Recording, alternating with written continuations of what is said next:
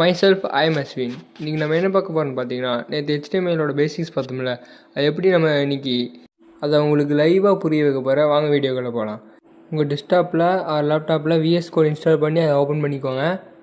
Open பண்ணிவிட்டு new file ஒன்று create பண்ணிக்கோங்க. ஃபைல்ஸ்குள்ளே போய் நியூ ஃபைல் அப்படின்னு க்ரியேட் பண்ணி அதுக்கு நீங்கள் நேம் வச்சுக்கோங்க. நான் aswin.html வச்சுருக்கேன். நம்ம HTML ஃபைல் க்ரியேட் பண்ணுறதுனால நம்ம டாட் போட்டு HTML க்ரியேட் பண்ணணும். க்ரியேட் பண்ணி சேவ் பண்ணிக்கோங்க. நேற்று நம்ம H1 H2 பற்றி பார்த்துருப்போம். அது எப்படி லைவாக ஒர்க் ஆகுதுன்னு இப்போ பார்க்க போகிறோம். இந்த மாதிரி நிறைய வீடியோ பார்க்கணுன்னா நம்ம சேனலை மறக்காமல் ஃபாலோ பண்ணி வச்சுக்கோங்க. அப்போ தான் உங்களுக்கு யூஸ்ஃபுல்லாக இருக்கும். இப்போ DOCன்னு போட்டு என்ட்ரு பண்ணிங்கன்னா இந்த மாதிரி ஒன்று வரும். இது நம்மளுக்கு தேவையில்லை, டெலிட் பண்ணிக்கலாம். இப்போ H1 அப்படின்னு போட்டு என்ட்ரு போட்டிங்கன்னா உங்களுக்கு அதில் நான் அஸ்வின் கொடுத்துக்கிறேன். இந்த மாதிரி H2